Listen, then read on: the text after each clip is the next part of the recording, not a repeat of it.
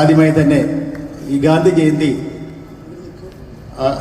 ഈ ദിവസം തന്നെ ഇങ്ങനെ ഒരു ആഘോഷം ഇവിടെ കേരളത്തിൽ കൊണ്ടാടുവാനായിട്ട് തീരുമാനിച്ച ബഹുമാനപ്പെട്ട നിങ്ങളുടെ കമ്പനിയുടെ എല്ലാമായ TCGയെയും ഡോക്ടർ പ്രിയങ്കയെയും CEOസിനെയും ലീഡേഴ്സിനെയും എല്ലാം ഞാൻ പ്രത്യേകം അഭിനന്ദിക്കുന്നു.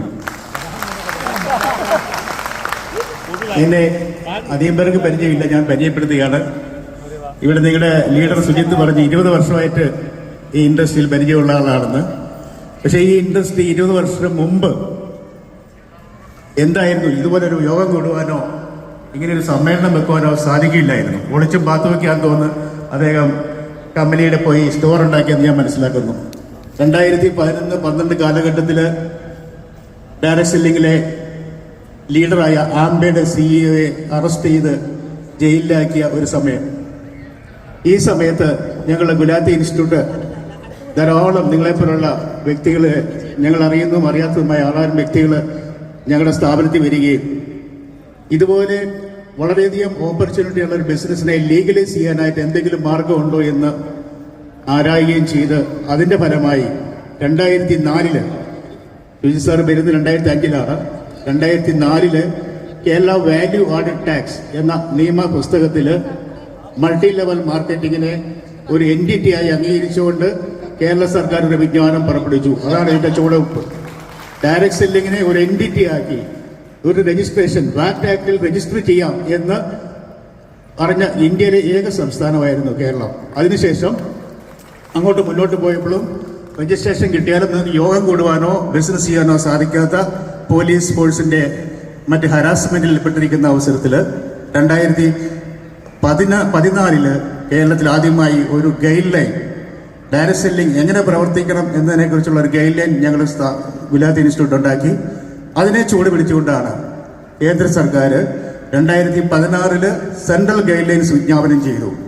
അതാണ് ഇന്ന് നമ്മൾ കാണുന്ന 2021 പാർലമെന്റിൽ പാസാക്കിയ ഡയറക്ട് സെല്ലിംഗ് റൂളിന്റെ ബേസ് എന്ന് പറയുന്നത് 2016 ഗവൺമെന്റ് ഓഫ് ഇന്ത്യ പാസാക്കിയ ഗൈഡ് ലൈനാണ്.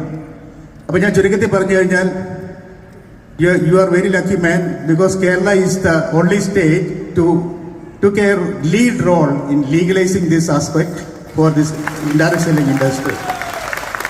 Other you can sit straight away in this audience, you can very well represent our Kerala. We are much proud that this type of industry is actually the direct selling industry. Government is restricting this type of products, this type of morality, ethics, legal compliance, everything is inbuilt in your company. That is why I am here. Because Kerala സർക്കാരിനെ പ്രതികരിച്ചുകൊണ്ട് ഒരു പാർലമെന്റിൽ പാസാക്കിയ നിയമത്തിന് ചുക്കാൻ പിടിച്ച ഒരു സ്ഥാപനത്തിലെ ഒരു വ്യക്തി എന്ന നിലയിൽ ഒരു ഡയറക്ട് സെല്ലിംഗ് ഇൻഡസ്ട്രി എന്താണ് എന്ന് പറഞ്ഞു കൊടുക്കാൻ സർക്കാർ ഞങ്ങളെ നിക്ഷിപ്തമാക്കിയിട്ടുണ്ടെങ്കിൽ RCM പോലെയുള്ള കമ്പനിയാണ് മോഡൽ കമ്പനി എന്ന് പറയാൻ ഞാൻ ആഗ്രഹിക്കുന്നു. ഇത് ഒരു കയ്യടി കിട്ടാൻ വേണ്ടി പറഞ്ഞതല്ല.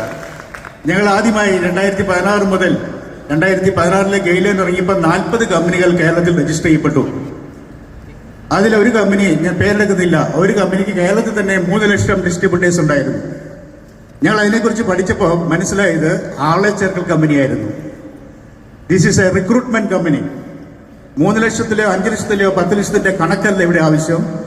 Direct selling industry means what? ഫാക്ടറിയിൽ ഉൽപ്പാദിപ്പിക്കുന്ന സാധനം ഇടനിലക്കാരില്ലാതെ, ഹോൾസെയിലിലോ ഡിസ്ട്രിബ്യൂട്ടറോ റീറ്റെയിലോ ഇല്ലാതെ ഉപഭോക്താവിന്റെ കയ്യിലേക്ക് നേരിട്ട് എത്തിക്കുന്ന ഒരു സംവിധാനമാണ് ഡയറക്ട് സെല്ലിംഗ് ഇൻഡസ്ട്രി. ആ ഇൻഡസ്ട്രിയിൽ ആളെ ചേർക്കേണ്ട ആവശ്യമില്ല. ഏറ്റവും ഉത്തമമായ സാധനങ്ങൾ, നമ്മുടെ നിത്യോപയോഗ സാധനങ്ങൾ, എനിക്കും നിങ്ങൾക്കും ആവശ്യമായിട്ടുള്ള സാധനങ്ങൾ മാർക്കറ്റിൽ ലഭ്യമായ വിലയ്ക്ക്, കമ്പോള വിലയേക്കാൾ കുറഞ്ഞ വിലയ്ക്ക് കസ്റ്റമറിലേക്ക് എത്തിക്കാൻ ഏതെങ്കിലും കമ്പനി മുന്നോട്ട് വന്നാൽ അതിനെ ഞാൻ ഡയറക്ട് സെല്ലിംഗ് കമ്പനി എന്ന് പറയും. ഇത് RCM എന്ന് പറയുന്നത് ഈ ഓരോ നോംസിന്റെ അടിസ്ഥാനത്തിൽ പരിശോധിക്കുമ്പോഴും അതിന്റെ എല്ലാ കംപ്ലൈൻസിനും ഉദാത്തമായ എക്സാമ്പിൾ ആണെന്ന് പറയാൻ എനിക്ക് ഒരു മടിയില്ല. ഞാൻ ഓർക്കുന്നു 2016 സെൻട്രൽ ഗൈഡ് ലൈൻ വന്നപ്പോൾ ഇതുപോലെ വലിയ സദസ്സിൽ ഞങ്ങൾ പ്രസംഗിക്കുമ്പോൾ ഡയറക്ട് സെല്ലിംഗ് ഇൻഡസ്ട്രി എന്തായിരിക്കണം എന്നൊക്കെ ട്രെയിനിങ് നടക്കുമ്പോൾ ഞങ്ങൾ ഇതൊക്കെ പറയും. പക്ഷേ ഡയറക്ട് സെല്ലിംഗ് ഇൻഡസ്ട്രി നെയിം സേക്കിന് വേണ്ടി ഡയറക്ട് സെല്ലിംഗ് ഇൻഡസ്ട്രിയാണ്. ആണോ എന്ന് ചോദിച്ചാൽ ആണ്, പക്ഷേ ആൾക്കാർക്ക് ആവശ്യമായിട്ടുള്ള പ്രോഡക്റ്റ് ഒന്നുമില്ല. ഞാൻ ഒരിക്കലും ഒരു കമ്പനിയുടെ മാനേജ്മെന്റിനോട് ചോദിച്ചു, നിങ്ങൾക്ക് ഈ ജ്യൂസ് അല്ലാതെ വേറെ ഒന്നും മാർക്കറ്റ് ചെയ്യാനില്ലേ? അപ്പൊ ജ്യൂസ് മാത്രമല്ല, ആ ജ്യൂസിനൊക്കെ 1000, 2000, 3000 വിലയാണ്. ഞാൻ ചോദിച്ചത് എന്താണ് ഈ വില ഇത്രയും? ഒരു റോ മെറ്റീരിയലിന്റെ കോസ്റ്റ് എടുത്ത് നോക്കിയാൽ 200 രൂപ പോലും കോസ്റ്റിംഗ് ഇല്ലാത്ത ഒരു ജ്യൂസിന് 2000, 3000 ചേർക്കാനുള്ള കാരണം എന്താണ്? അപ്പോൾ അവർ പറയുകയാണ്, ഈ ജ്യൂസിലെ കണ്ടന്റ് ഹിമാലയൻ താഴ്വരകളിൽ പോയി അവിടെ പോയി ഇവിടെ പോയി വെള്ളം എടുക്കുകയാണ്, അല്ലെങ്കിൽ ഫോറസ്റ്റിന്റെ വനാന്തരങ്ങളിൽ ആരും എത്തപ്പെടാത്ത വനാന്തരങ്ങളിൽ നിന്ന് എടുക്കുന്ന ഫ്രൂട്ട്സാണ് ഇതിൽ ചേർക്കുന്നത് എന്നൊക്കെ പറഞ്ഞ് വെറുതെ വിടുവ അടിക്കുകയാണ്. വിടുവ അടിക്കുന്ന ഇൻഡസ്ട്രി അല്ല ഡയറക്ട് സെല്ലിംഗ് ഇൻഡസ്ട്രി. മാർക്കറ്റിൽ ജനത്തിന് ലഭ്യമായ, ജനത്തിന് ആവശ്യമായ സാധനങ്ങൾ ഏറ്റവും ഉദാത്തമായ രീതിയിൽ, ഏറ്റവും സ്വീകാര്യമായ വിലയിൽ മാർക്കറ്റ് ചെയ്യുന്ന കമ്പനിയാണ് ഡയറക്ട് സെല്ലിംഗ് കമ്പനി. എന്തായാലും അതിൽ നിന്നെല്ലാം വിഭിന്നമായി പാർലമെന്റിൽ 2021 നിയമം വന്നതോടുകൂടി ഇപ്പോൾ ഇതിനെ ഒരു നല്ലൊരു ഫ്രെയിംവർക്കായിട്ട് വരികയാണ്. കേരളത്തിൽ for your information, TCG for your information, and Kerala is the first state take enrollment facilities of legal companies in pan-India basis. That process is going on. I think your companies also have submitted application before. This is under scrutiny process. After this scrutiny process, all other company will vanish. This is a legal process.